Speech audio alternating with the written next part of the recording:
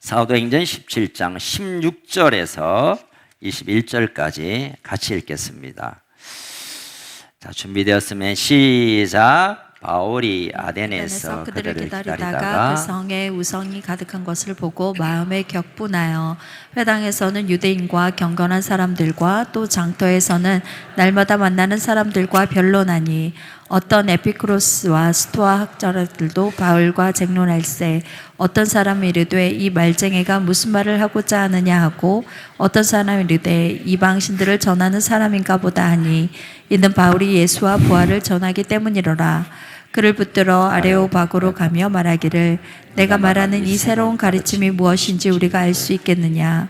내가 어떤 이상한 것을 우리 귀에 들려주니 그 무슨 뜻인지 알고자 하노라 하니 모든 아덴 사람과 거기서 나그네 된 외국인들이 가장 새로운 것을 말하고 듣는 것 외에는 달리 시간을 쓰지 않음이더라. 아멘. 자, 2차 바울의 선교 여행 여정을 계속 이어가고 있습니다. 그래서 유럽의 첫 성 빌립보에서 복음을 전하다가 루디아 여인을 만나서 빌립보 교회를 세우고 그러는 가운데 유대인의 핍박을 통하여 또 데살로니가에 갑니다. 데살로니가에 가서 또 복음을 전하다가 야손이란 가정에 머무는데 또 유대인들이 폭도를 돈으로 사서 바울 일행을 해를 가합니다. 또 급히 밤에 도망간 곳이 어디죠? 베레아에 갔습니다. 조그마한 산골에 가서 또 복음을 전했는데 거기에서도 여전히 끊임없이 유대인들은 바울이 복음을 전하는 예수가 이미 십자가에서 죽고 실패했는데 그 예수가 살아났다고 하니까 견딜 수 없는 이 분노로 바울의 일행을 또 해를 가합니다. 어찌할 수 없어서 이번은 배를 타고 어디를 갔느냐? 아덴, 지금 아테네라고 불리는 아덴을 갔습니다. 지도를 잠깐 보겠습니다. 김장로님 감사합니다. 이거 쓸 때마다 감사해야겠습니다. 자, 안디옥에서 출발해서 루스드라에서 디모데를 만나고 여기 안디옥 좀 이 말이어서 내가 아시아에 가서 복음을 전하면 정말 여기까지 기다고 했는데 성령이 막았고 그리고 드로아에 갔는데 비두니아로 가면 더 많은 사람이 있어서 복음 전하면 죽겠다 했는데 또 하나님께서 환상 가운데 이 마게도냐 한 사람이 환상 가운데 나타나 우리를 도와주세요 이 말을 하나님의 음성으로 듣고 이제 이 사모드라게를 거쳐서 네아폴리에 도착했다가 빌립보에 유럽의 첫 성 빌립보에 도착하게 됩니다. 금방 말씀드린 대로 복음이 활성화되는 큰 복음의 역사가 있었지만 반대로 계속적인 핍박이 있어서 암비볼리와 아볼로니라를 거쳐서 데살로니가 거기에서 또 복음의 확장과 동시에 악한 방해들이 있어서 지난주 베레아까지 왔습니다. 그리고 여기에서부터 또 유대인들의 핍박을 통해서 근처에 가면 또 따라올 것 같다 싶어서 배를 길게 458km 정도 긴 여정을 통하여 아덴, 지금 아테네에 도착하고 오늘 복음의 이제 내용이 시작됩니다. 지리적인 배경을 잠깐 이해하시고 여러분 아테네는 아덴 또는 아테네는 아테나 여신을 섬기는 도시라는 이름을 가진 큰 도시입니다.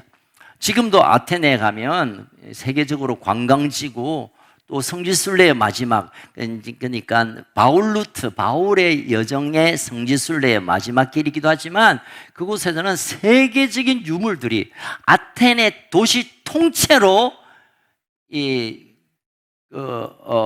문화유산에 지정이 될 만큼 곳곳에 아름다운 또 멋진 그런 건물들이 있습니다. 그 건물 중에 가장 관심 있는 제우스 신전과 파르테논 신전은 세계에서 가장 아름다운 건축물로 인정될 뿐만 아니라 거기에 수많은 신전들이 있고 신전 앞에 동상들 그리고 우리가 알고 있는 이 철학의 3대 철학자 누구죠? 소크라테스, 플라톤, 아리스토텔레스 이들이 바로 이곳에서 주로 변론을 하고 소피스트, 변론학자들과 하고 막 학문을 집성했던 곳입니다. 그리고 우리가 알고 있는 대로 여러분 이 올림픽이 올림푸스 산에서부터 시작되어 갔다가 올림픽이 시작한 데가 여기입니다. 그래서 올림픽 문화, 체육 뿐만 아니라 희극의 전 세계 연극을 처음 시작한 곳이 아테네입니다.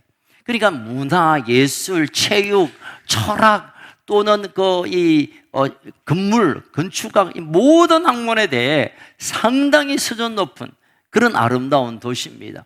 여러분, 사도 바울이 로마의 시민권을 가졌을 뿐만 아니라 헬라어를 너무 잘했기 때문에 아테네 가면 기가 막히겠다. 왜냐하면 아테네의 모든 헬라의 가장 정점에 있는 문학과 예술과 체육과 철학이 다 담겨 있기 때문에 기대를 가졌을지도 몰라요. 야, 내가 많이 배웠고 내가 헬라어도 잘하고 철학에 대해서도 내가 한가닥 하니까 가서 한번 붙어서 복음을 전해야겠다 기대도 있었지만, 어쨌든 이 아덴을 가는 첫 장면에서부터 바울의 이 아테네를 바라보면서 또 바울의 여정 속에서 하나님께서 바울을 통하여 어떤 메시지를 주는가, 이 초점을 맞추어서 우리 함께 말씀을 따라가길 원합니다. 여러분, 오늘 본문에 보면 바울이 이 아덴을 보면서 느꼈던 또는 그것에 반응했던 세 가지 동사가 나타납니다. 첫 번째는 바울이 그 도시를 보았습니다. 우리 16절 다시 한번 볼까요? 16절 시작. 바울이 아덴에서 그들을 기다리다가 그 성에 우상이 가득한 것을 보고 마음에 격분하여. 디모데와 또 누구죠? 실라와 디모데가 같이 오지 못했기 때문에, 먼저 바울이 위험해서 보냈기 때문에 그들과 함께 동력하기 위하여 사람을 보내고 오는 나흘 길이니까 왔다 갔다 왕복 8일 정도 기다려야 그 다음에 실라와 디모데가 와서 함께 선교사역을 해야 되니까 한 일주일 넘는 8일 시간을 바울이 개인적인 관심도 있고 그렇게 소문난 이 아테네를 한번 돌아보려고 이제 나서는 장면이 오늘 16절입니다. 그래서 그 유명한 아크리폴리스, 파르테논 신전, 제우스 신전, 또 그리고 사람들이 막 모여서 고대 철학의 수준 높은 얘기하는 그런 아고라 시장도 가보고 또 사람들도 만나보고, 그리마다 이 신전에는 꼭 신을 형상화시킨 조각품들이 엄청 많습니다. 한번 가보면 여러분, 고린도나 아테네 가면 막 이 동상이 우리나라 절간에 이상한 이런 할아버지들 모습처럼 얼마나 조각이 많은지 몰라요. 조각품들이. 그것도 구경하고, 또 가장 문명이 높고 지식이 높은 도시가 아테네니까 바울은 내 스타일이야, 이 도시는 나와 좀 맞는 것 같다 해서 구경 삼아 여기저기 다녔습니다. 바울이 아덴을 보았습니다. 여러분, 아테네는 지금도 가면 세계적으로 많은 유물들, 조금 전에 말했던 파르테논 신전은요, 세계 유네스코에서 첫 번째로 세계 보존해야 될 재산으로 지정을 했어요. 그리고 나서 그 파르테논 신전의 모습을 만들어서 이 유네스코의 로고를 만들었습니다. 한번 볼까요? 잠깐 보겠습니다. 이게 유네스코인데 이 모양이 파르테논 신전의 모양입니다. 자, 파르테논 신전 한번 보여주시죠. 이번에 이게 지금은 끝없이 지금 계속 수리하고 보수하고 또 하고 있지만, 이게 아크리폴리스 언덕에 가장 높이 떠 있는, 그리스에서 가장 귀하게 여기는 파르테논 신전입니다. 이 신전은 지금은 다 떨어져서 그 안에 12m, 약 한 5층 높이의 아테나 여신상이 있었습니다. 지금 그것이 여기에 지금 회파가 되어서 없습니다만은 동일하게 미국 내슈빌에서 재건한 모습이 이것입니다. 이 안에 이런 여인이 폼 잡고 있습니다. 이 배아미가 들고 있고, 오른손 위에는 이게 날개가 달린 니케, 여기에서 나이키라는 말이 나왔죠. 승리의 여신을 붙들고 있는 이 여신을 모시고 있는 신전이고, 이 여신의 도시가 아테네고, 그러니까 이름 자체가 신으로부터 나왔고, 우리가 알고 있는 이거보다 더 큰 신전은 제우스, 그리스 신화에 나오는 모든 신들이 올림푸스 산 구석구석에 이런 신들이 많았습니다. 얼마나 화려하고 검으로 또는 아름다운 보물로 막 온 도시가, 그러니 많은 사람들은 기가 막히다, 어떻게 저렇게 큰 신상을 만들 수 있냐? 이렇게 큰 건축을 당시에 어떻게 만들 수 있냐? 그리마다 보여지는 그 장면을 보고 이야 기가 막히다, 이야 건물 멋지다 라고 했지만, 사도 바울의 눈에는 그것이 멋진 조각품, 아름다운 집, 관광 자원으로 보여지는 것이 아니라, 오늘 16절 다시 읽겠습니다. 시작. 그 성에 우상이 가득한 것으로 보았습니다. 그 우상으로 보았습니다. 많은 사람은 관광 어떤 장면 또는 뭐 유물 또는 어떤 지식적인 어떤 아름다운 그 대단한 평가를 하지만, 바울의 눈에는 그것이 우상으로 보았고, 우상이 가득했다라는 표현은 우상이 이 도시 위에 있다라는 의미입니다. 다시 말하면 우상이 이 도시를 덮어버린 그 모습을 바울이 보고 있다는 것입니다. 여러분, 이 시대에 우리가 살아갈 때 나라와 민족과 역사와 지금 일어나는 일들을 어떻게 보느냐가 하나님의 뜻을 발견할 수 있고 믿는 자의 바른 행동을 불러일으킬 수 있습니다. 되어지는 세상의 전쟁과 나라의 일들을 그 어떤 유튜브나 어디 뭐 그냥 바보 박스 안에 있는 그 뉴스에 의해서 우리가 그렇구나 쏘가 넘어가면, 사단이 이미 이 나라의 정보와 언론과 예술과 문화를 다 장악한 우리의 눈을 어둡게 함으로 그것이 아름답게 보이고 그게 멋져 보이고 야 그거 진짜 멋지다라고 말하게 하는, 우리의 눈을 감기게 하는 일들이 일어납니다. 그래서 우리가 이 세상에 일어나는 일들, 보여지는 것들을 하나님의 시선으로, 하나님이 어떻게 보시는가, 하나님의 관점으로 보는, 하나님의 시선으로 보는, 이것이 얼마나 이 시대에 필요한지 모르겠습니다. 요즘 중동 전쟁에 가서 이런저런 많은 사람들이 얘기합니다. 누가 전쟁 일으켰다, 누가 폭탄을 했다. 그 얘기에 사로잡혀서 하나님이 이 중동 가운데 어떤 일을 행하시는가, 하나님의 관점은 온데간데 없어요. 지난주에 내가 한 목사님을 만났는데, 그 목사님이 중동을 위하여 기도하는데 어떤 대통령이 빨리 뒤졌으면 좋겠다 하더라고요. 내가 그 주둥아리를 그냥 내가 혼내주려고. 한 사람의 죽어짐으로 되어지는 일이 아니라 역사 가운데 일어나고 있는 하나님의 관점이 없으면 꼭 그 같은 바보 천치 같은 소리를 하고 다닙니다. 여러분, 하나님께서 이 시대 가운데 중동뿐만 아니라 이 한국 가운데 이 부산 땅과 내가 경험하고 있는 이 일 가운데 하나님이 이것을 어떻게 바라보는가, 멋지고 괜찮고 잘한다 박수치고 이게 아니라 하나님의 시선으로 바라볼 수 있는 눈이 없다면 우리는 하나님의 뜻을 발견할 수 없고, 그러면 세상을 장악하는 이 사단에 끌려다니는 삶으로 살 수밖에 없다는 것입니다. 사도 바울은 그 화려하고 멋져 보이는 탄성을 지르게 하는 그들 사이에 서서 우상 숭배를 바라보았고, 하나님의 관점으로 그것을 제대로 볼 수 있게 되었습니다. 여러분, 이것은 대도시에서 일어나는 일이기에 어쩌면 농촌보다 도시에서 일어나는 이 아덴과 같은 상황이 우리에게 더 가까이 있다고 생각됩니다. 여러분, 지금 얼마나 많은 기술들이 발전하고 AI니 뭐 수많은 기술들이 발전되고 우리가 쓰고 있는 이 모든 자동차나 이 모바일 이런 모든 것들이 얼마나 기술이 우리가 흉내도 못 낼 만큼 속도로 달려갑니다. 세상이 얼마나 멋지게 건물도 기가 막히게 짓고 뭘 하더라도 대단합니다. 얼마 전에 스위스에서 오신 우리 자스민 그 가족들과 잠깐 이제 식사하면서 갔는데, 부산에 이렇게 높은 빌딩이 어떻게 있냐고. 이야, 한국 최고다. 이야, 부산 세계에서 이런 멋진 도시를 본 적 없다. 그건 그대로의 칭찬입니다.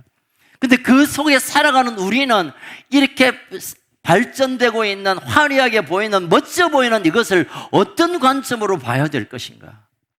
오늘 우리의 숙제고 사도 바울의 관점을 우리가 가져야 할 때가 아닌가 생각됩니다.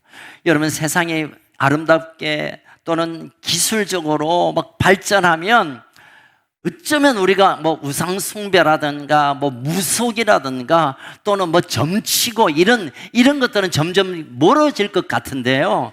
지금은 더 예전보다 더 왕성해집니다. 3년 전에 우리나라에 무속인이 문공부에 정부에 등록되어 있는 무속인이 80만 명입니다. 80만 명. 무속 시장에 왔다 가는 돈이 1조랍니다. 3년 전에 등록된 사람들에 의해서. 여러분, 교회가 대개 7만 8천 개 정도, 모든 종파를 모아서 7만 8천 개, 7만 8천 개, 8만 개가 안 되는데 무당들이 80만 명이 자기 뭘 차려놓고 있습니다. 우리가 보면 뭐 다 십자가고 교회 여기저기 보인 것 같지만 그 사이에 10개 이상의 점집 무속인들이 있습니다. 근데 최근에 어떤 사람이 등록하고 무속의 일을 하는 사람 말고도 그보다 훨씬 많은 사람들이 뭘 받았다 그냥 갖다 붙이고 하는 사람들이 적어도 20배 이상은 많지 않을까라고 말합니다. 왜냐하면 여러분 관심 있게 이런 무당집 앞에 가서 우리나라 정부가 인정한 무당입니다, 이 마크 단대가 별로 없습니다. 어쩌다가 하나 있습니다. 그래서 실제로 우리나라에 약 한 1년에 200조 정도 무속을 위하여 돈이 들어가고 있다는 겁니다. 그 중에 30%는 예수 믿는 사람들. 여러분, 이것은 그냥 그런 참 어두운 세상이, 그게 아니라 세상이 이렇게 밝아지고 이렇게 발전하고 이렇게 기술이 높아져도 큰 회사에서 신년 첫조에 돼지 대가리 웃는 얼굴은 또 더 비싸다 그러네요. 돼지 대가리 꺾어서 고사 지내고 부적 어디서 막 지갑에 끼워서 누구 선물하고 그걸 또 겁이 나서 찢지도 못하고. 지금 여러분, 보여지는 이 세상이 아니라 보여지는 어두운 가운데 얼마나 악한 영의 역사가, 무속과 우상들이 얼마나 많은지 모르겠습니다. 요즘은 뭔지 모르겠습니다만은 오래전에 제가 버스를, 대중교통을 탈 일이 별로 없는데 어쩌다가 한번 타보니까요, 앞에 뭐 갓신내림, 가까운 빵은 제가 좋아하지만 갓신내림 받은 곳, 기독교인 환영. 내가 찢어보려고 했어. 찢으면 물려줘야 될까봐 내가 겁이 났어. 안 했지만. 여러분, 이 세상에 우리가 살아가고 있습니다. 그런데 많은 사람들은 이게 지금 문화니까 인터넷에서 뭐 그냥 모바일에 이거 간단히 점치는 게 아들 장난이니까 다들 뭐 그냥 이사할 때 저만 보잖아. 연초에 그 토정비길도 보고 다 하는데 뭐 믿는다고 이게 얼마나 무섭게 우리를 목줄 짓고 있는지 모릅니다. 여러분, 이 부분에 대해서 할 말이 너무 많지만 여러분, 생각보다 악한 영들이 문화의 이름으로 또는 예술의 이름으로 또는 뭐 그냥 재미삼아의 이름으로 얼마나 가까워 있는지 몰라요. 여러분, 한때 올해 초입니까 작년부터 캐대현 여러분 아세요? 골든 뭐 이런.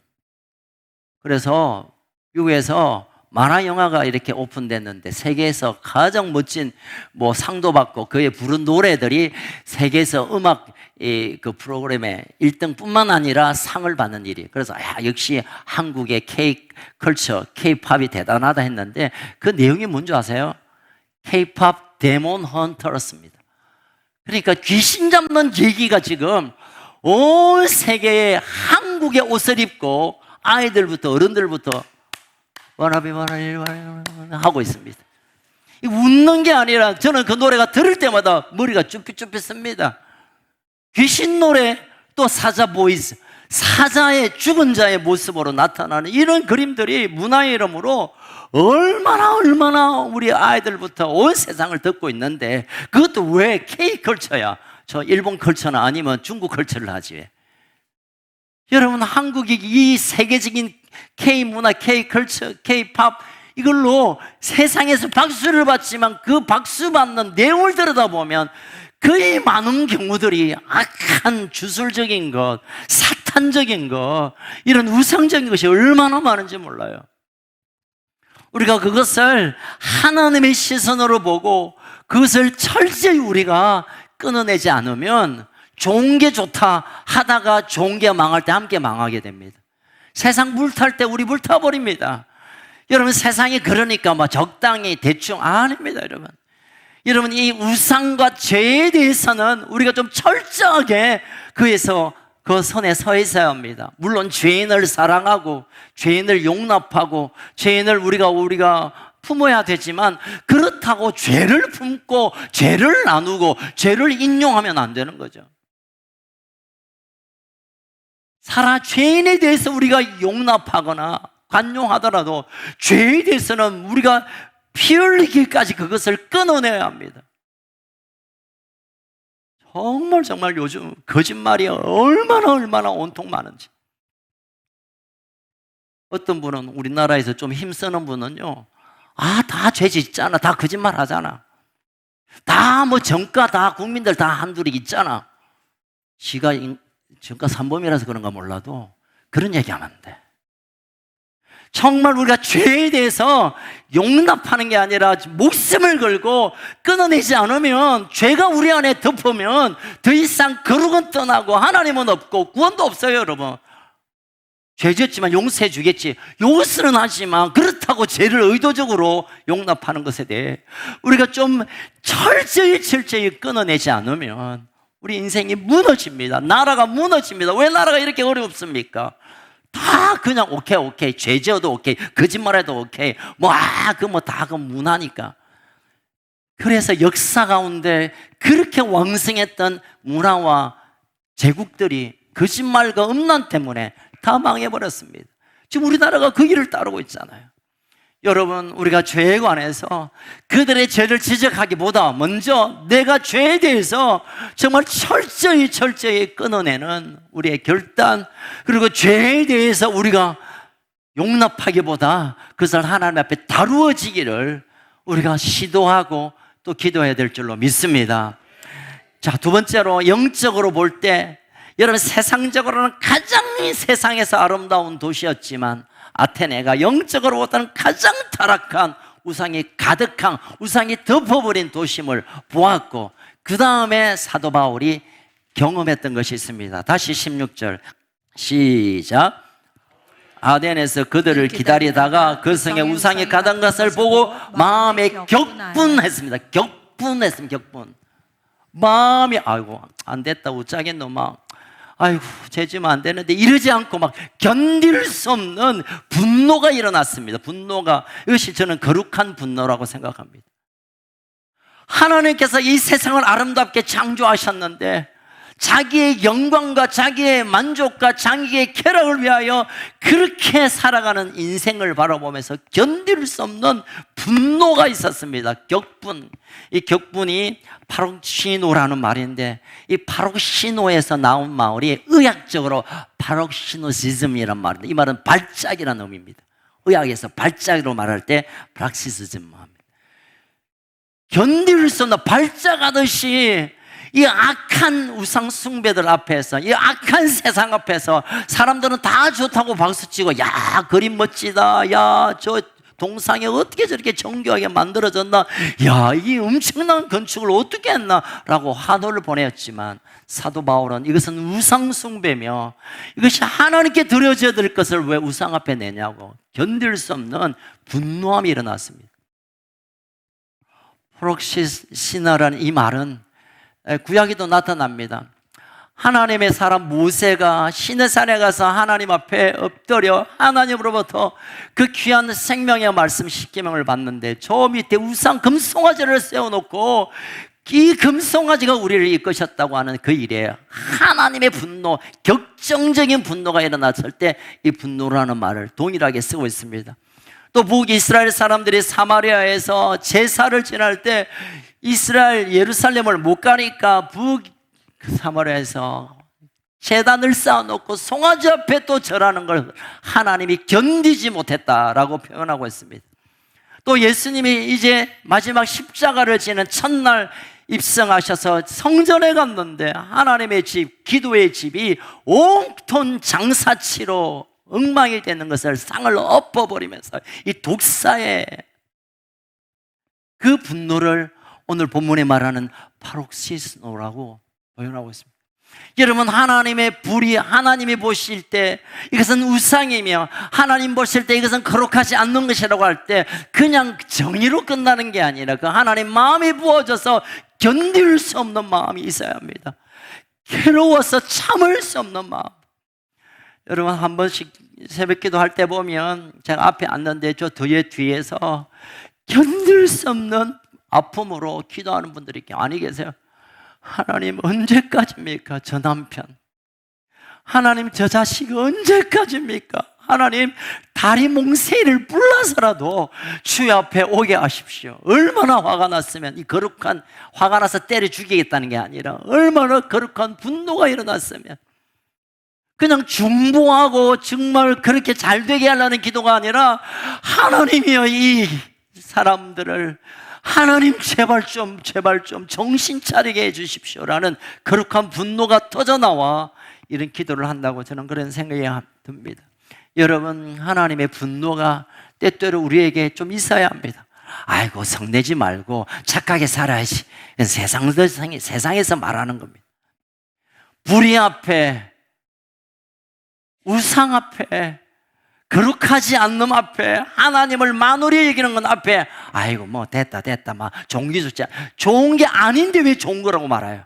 안 좋은 거를 안 좋다고 우리가 분노할 수 있는 악한 것에 대해서, 거짓에 대해서, 부정에 대해서, 더러움에 대해서 하나님의 아닌 것들을 하나님 자리에 올려놓는 것들에 대해 격정하는 격분의 분노가 우리 안에 있어야 될 줄로 믿습니다. 여러분, 때때로 우리가 내 감정대로 화내는 것은 마음대로 해요. 조금 수틀리면 막 열받고 화내고 막 10원짜리, 20원짜리, 50원짜리 소, 말, 돼지 자녀들 이름 부르면서 막 화를 내는데 하나님의 거룩한 마음에 아픔을 주는 일에 대해서는 아무 관심이 없어요. 아무 관심이 없어요. 나한테 유불리를 따져서 나하고 관련되면 열받고 나하고 관련이 없으면 이거 알아서 하겠지 뭐 나하고 상관없는데, 이게 얼마나 무책임한 하나님의 사람들의 생각입니까? 사도 바울이 아테네를 보면서 이 곳곳마다 더러운 우상, 어이구 이 도시 썩어져 망아 죽어라 하고 그냥 다른 도시 가면 되죠.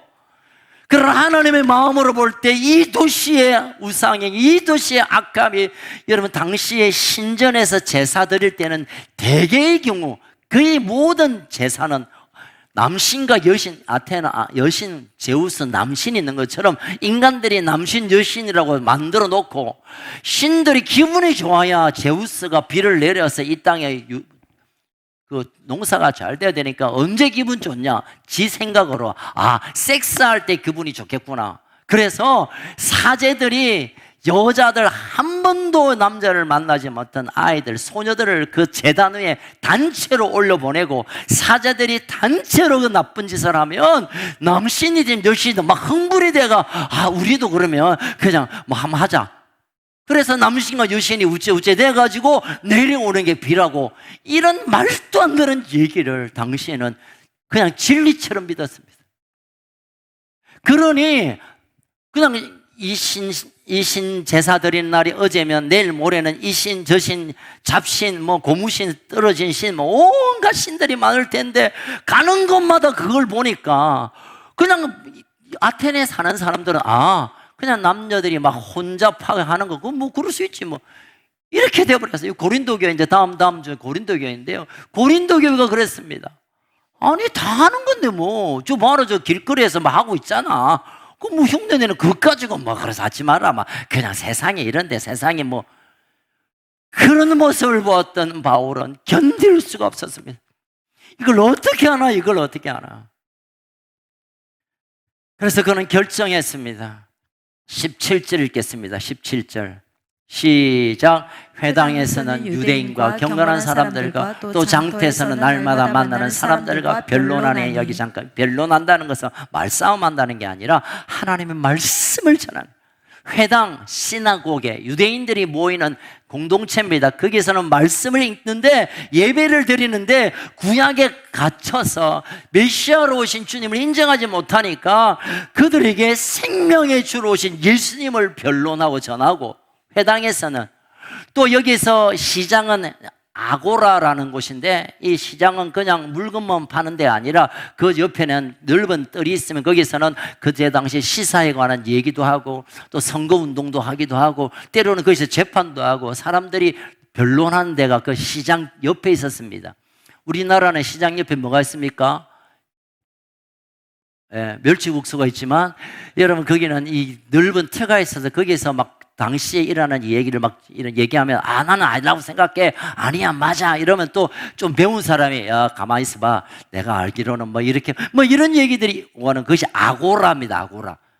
그래서 장터, 아고라인데 장터에서는 예수를 아직 성경도 모르고 하나님도 모르고 당시 세상의 얘기만 하는 그들에게도 복음을 전하고, 이미 구약을 알고 있는 유대인들에게 가서도 복음을 전하고, 우리가 다음 주 나누겠지만 아레오바고라는 거기는 중요한 이 전문가들, 소크라테스 뭐 이런 테스형 이런들이 모여서 중요한 의견을 나누는, 거기서 재판도 하는데 거기서도 가가지고, 그러니까 바울은 시장에서든 시장 사람들과의 삶에 관해 얘기를 나누고, 또 교회 가면 교회 같은 회당에 가서 그들이 하는 복음을 가지고 설교를 하고, 또 아레바고에 가서는 당시에 가장 높은 수준의 학문 변론학을 가지고 말하고, 사람과 환경과 상관없이 사도 바울은 가서 변론하고 복음을 전하고 예수의 십자가와 부활을 전가하고, 그래서 그들에게 생명의 말씀을 전하는 일에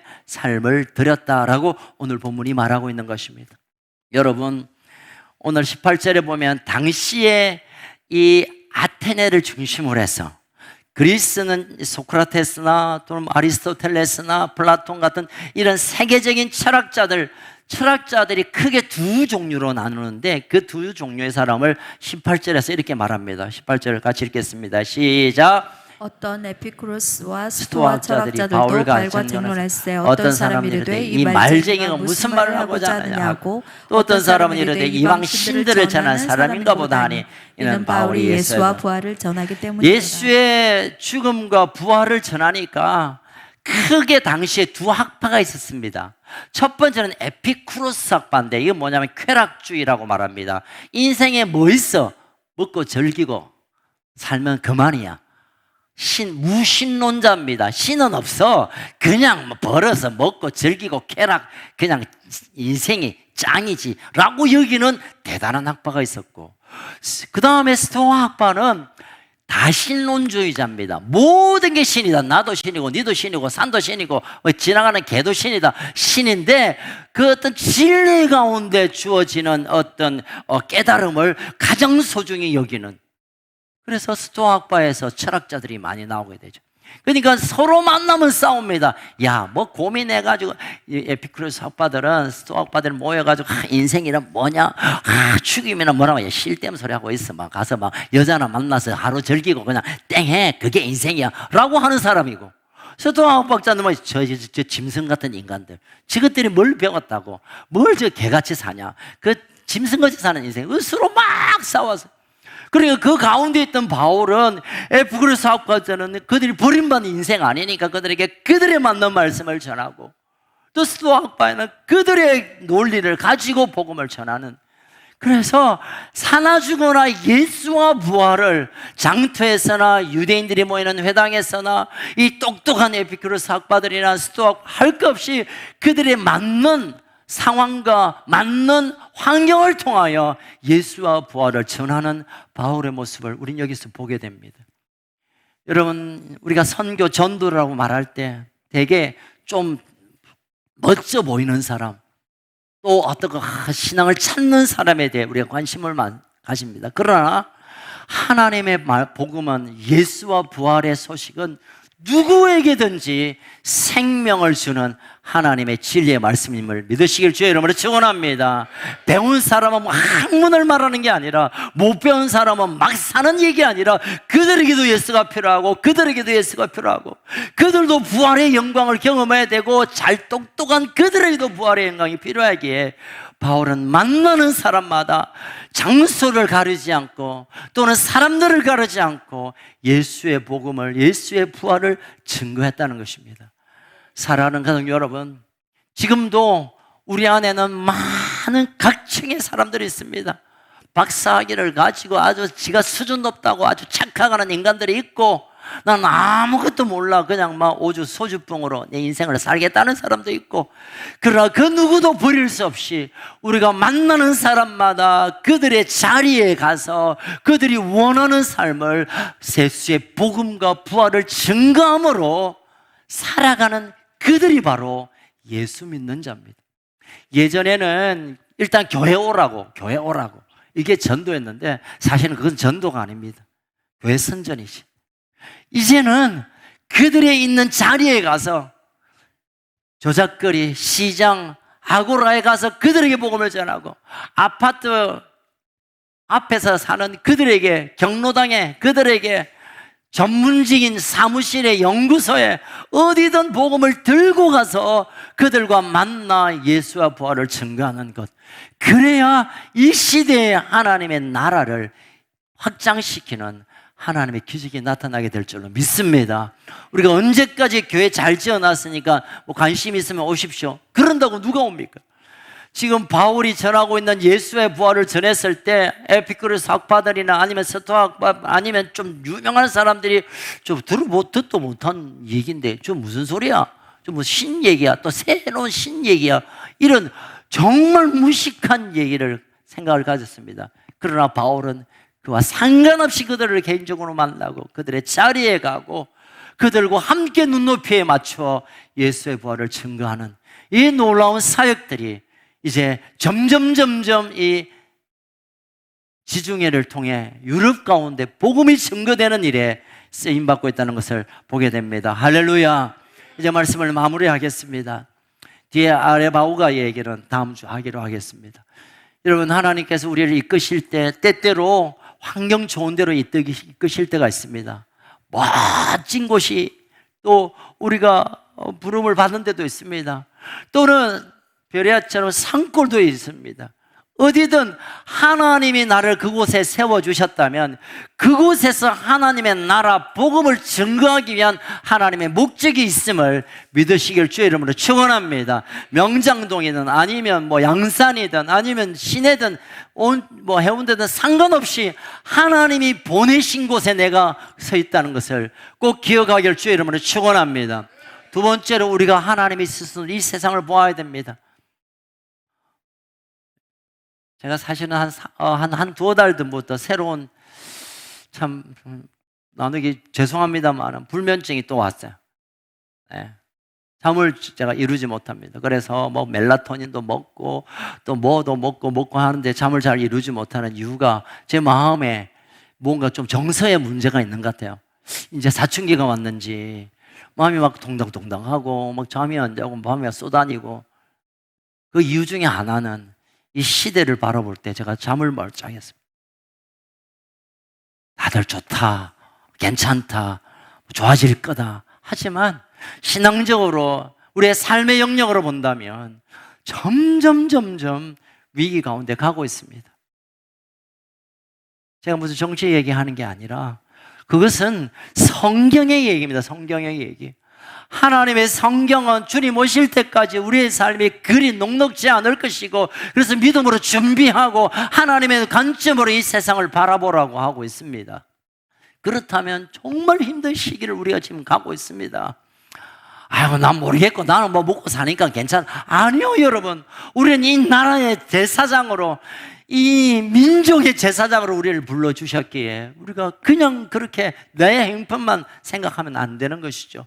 하나님께서 이 민족을 향한, 이 도시를 향한, 우리 한 사람 한 사람 향한 하나님의 마음으로 우리가 서로 바라보고, 때로는 격분하여 싸우는 게 아니라 격분의 마음을 하나님께 쏟아내고 그리고 그 격분을 말씀을 증거하는 대로, 생명을 증거하는 대로 예외 없이 하나님 앞에 구원받아야 할 이 놀라운 하나님의 계획 가운데로 우리의 시간과 우리의 에너지와 우리의 모든 것을 사용해야 되지 않겠습니까? 점점 세상이 악해갑니다. 예전보다 더 악한 중범죄가 많아지고, 그 중범죄가 예전에는 대학생들이 그러다가 고등학생 그러다가 요즘은 초등학교 아이들이 중범죄를 지내는 이 나타나는 일들이 일어납니다. 그런데 그 누구도 덥자 아들이 그렇지, 세상에 박하니까. 여러분, 그럴 수가 없습니다. 죄에 대해서 피 흘리기까지 싸우기 위해 하나님께 엎드리고 용서를 구하고, 부모부터 하나님께 엎드리고 자녀들과 함께 하나님 앞에 그 죄 문제를 다rum을 받아야 될 줄로 믿습니다.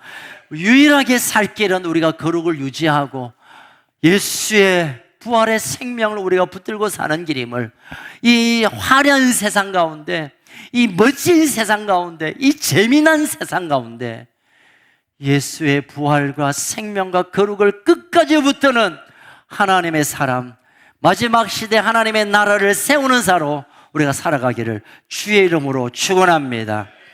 살아계신 하나님 아버지, 감사합니다.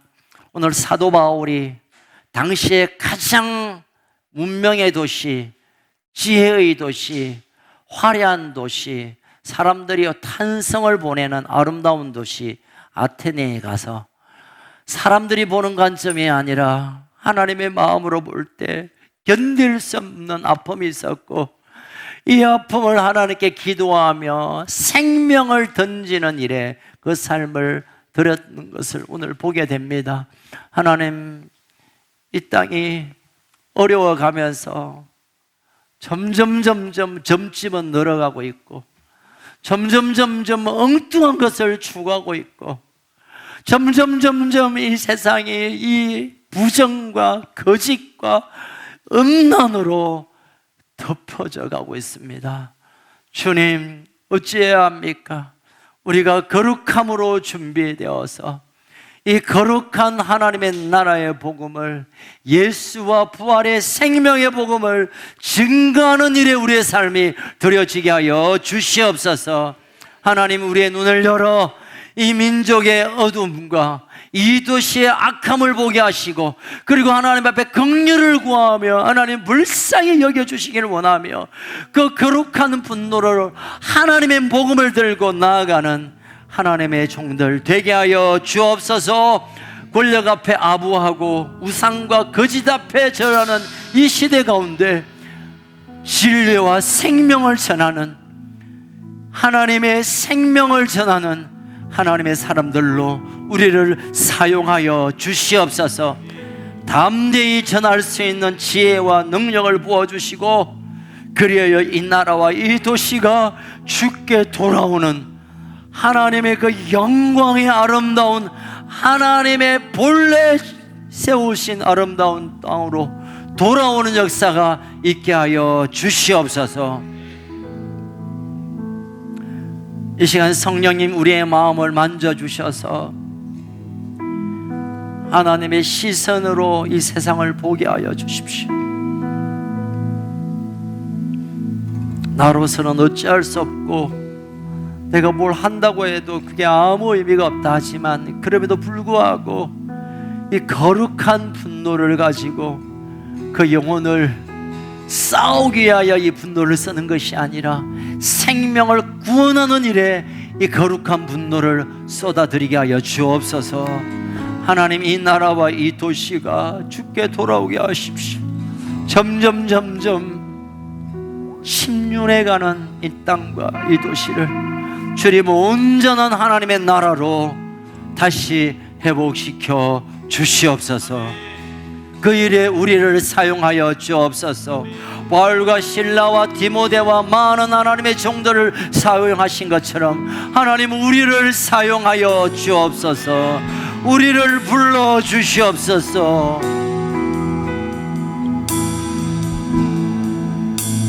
그리하여 이 민족이 마지막 때 하나님께서 주신 제사장의 나라의 사명을 회복하고, 이 도시가 하나님의 거룩한 도시로 새로워지고 이 땅에 사는 모든 사람들이 예수와 부활의 생명으로 돌아오는 놀라운 역사가 일어나게 하여 주옵소서. 바울 한 사람을 통하여 유럽이 돌아온 것처럼 우리 한 사람을 통하여 이 땅이, 이 도시가 하나님의 나라로 세워지게 하여 주옵소서. 우리가 부족하고 우리가 힘이 연약하지만 하나님 우리를 붙드셔서 그 일을 행하여 주옵소서.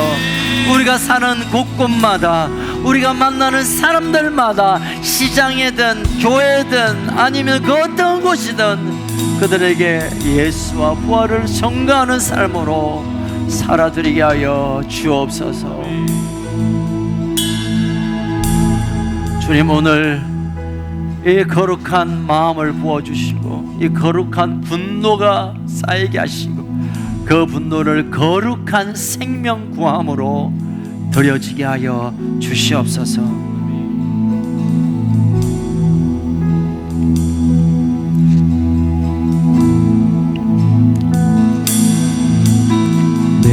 내게로부터 눈을 들어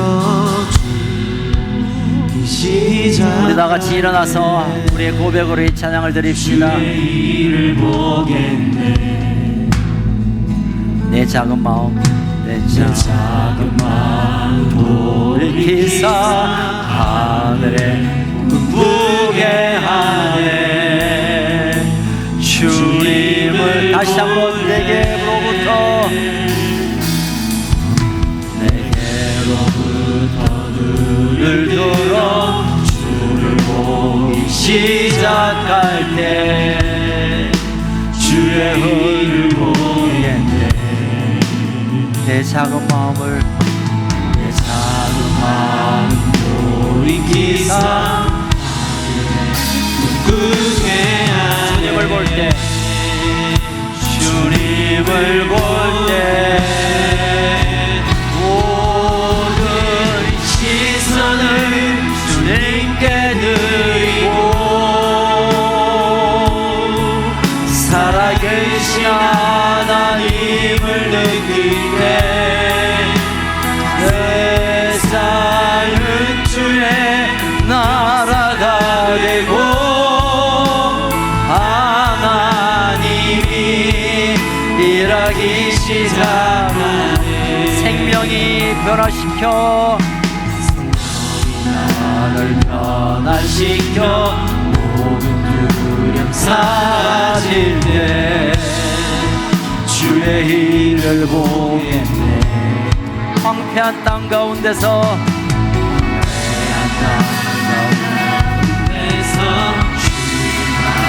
알게 되리. 주님을 볼 때 모든 시선을 주님께 드리고 살아계신 하나님을 느낄 때 세상은 주의 나라가 되고 하나님이 모든 시선을 주님께 드리겠습니다. 모든 시선을 주님께 드리고 살아계신 하나님을 느낄 때 살아계신 하나님을 느낄 때 내 삶은 주의 역사, 내 삶은 주의 역사가 되고 하나님이 일하기 모든 시선을 주님께 드리고 전능하신 하나님, 전능하신 하나님을 느끼 세상은 주의 나라가 되고 세상은 주의 나라가 되고 하나님이 일하기 시작 주님의 영광, 주님의 영광 임하네. 주 볼 때 주님의 영광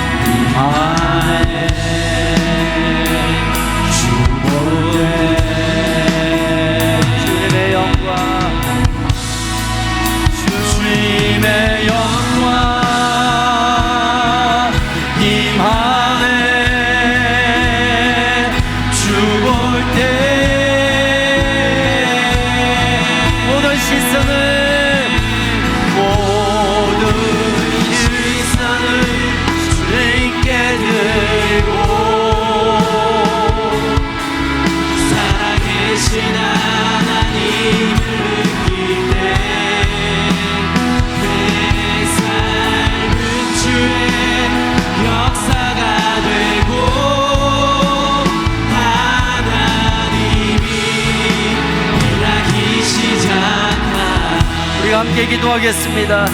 하나님, 이 땅을 바라볼 때 탄식과 참 염려와 어떻게 해야 될지 알 수 없지만, 그러나 내가 이 나라, 하나님의 나라를 위하여 내 삶을 드리며 해당에 있을 때나 시장에 있을 때나 누구에게나 상관없이 예수의 부활을 증거하기로 오늘 결정하겠사오니, 이 작은 몸짓을 통하여 하나님의 역사가 나타나게 하여 주옵소서. 하나님의 나라가 오게 하여 주옵소서. 성령님, 우리 인생을 사용하여 주옵소서. 주여 외치며 기도합니다. 주여.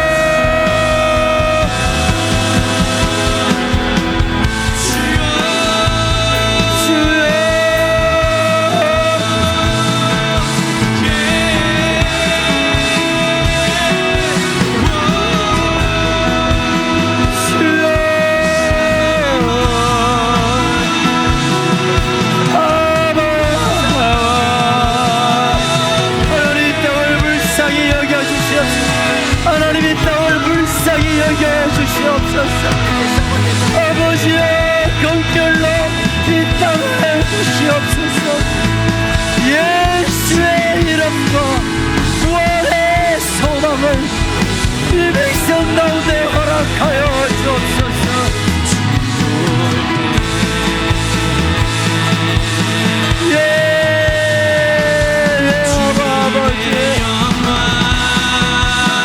아버지의 그 영광이 이 땅을 덮게 하여 주옵소서.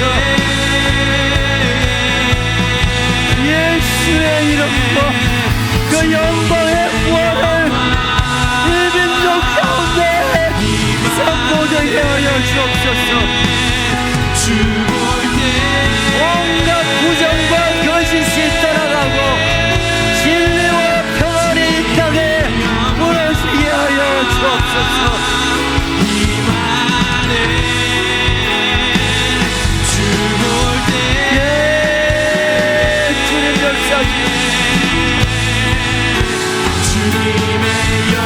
하나님의 나라와 이 백성 가운데 이 거룩한 부산이 주께 돌아오게 하옵소서.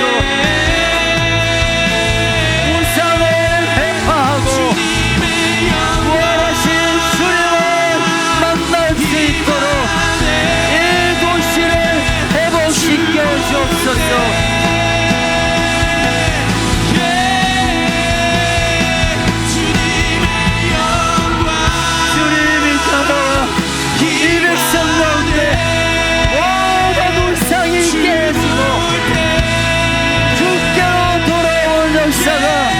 일어나게 하여 주옵소서. 모든 충성을 주님께 드리고 살아계신 하나님을 느낄 때 내 삶은 주의 역사가 되고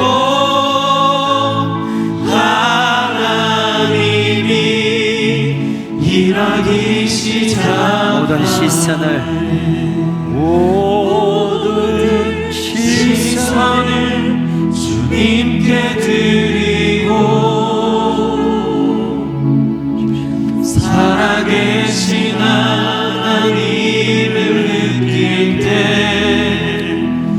내 삶은 주의 역사가 되고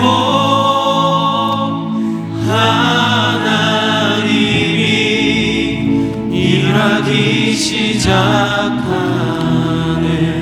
예, 주님, 우리가 이 땅에 어쩌다가 태어났고 어쩌다가 사는 것이 아니라 하나님의 사명과 목적이 있어 이 황폐한 대한민국에 오늘을 살게 하신 줄로 믿습니다.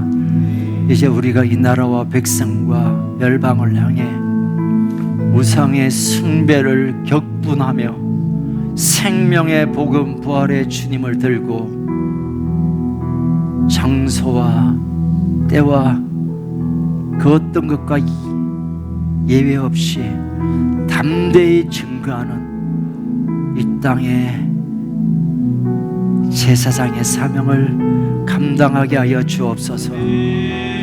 지혜와 능력과 담대한 용기와 하나님의 은사가 부어지게 하여 주옵소서.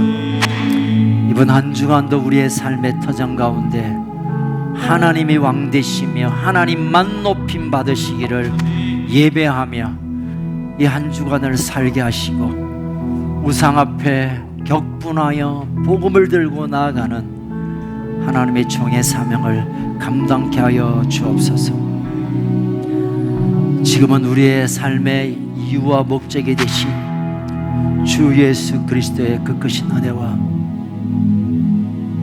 우리의 모든 죄와 저주를 끊으시기 위해 이 땅에 오신 예수 그리스도의 그 크신 은혜가 하나님의 놀라우신 사랑이 성령의 위로하심이 이 복음을 위해 일어선 사랑하는 우리 큰수 가족들 머리 위에 이 나라 이 백성 위에 2300만 우리 북한 동포들과 열방 가운데 주의 생명을 전하는 선교사님들 위해 지금으로부터 영원토록 항상 함께 있을지어다. 아멘. 네, 오늘 점심때 우리 정상순 권사님 감사떡을 주셨습니다. 우리 부군 되시는 양 선생님이 기적적으로 폐렴이 완전히 완쾌되고 곧 퇴원을 앞두고 있습니다. 그래서 너무 감사함. 제가 엊그제 만나 뵈고 얼마나 기뻤는지 모른대요. 여러분 정상순 권사님과 부군 되신 양 선생님을 기도하는 마음으로 함께 감사떡 나누시기 바랍니다. 함께 찬양할까요?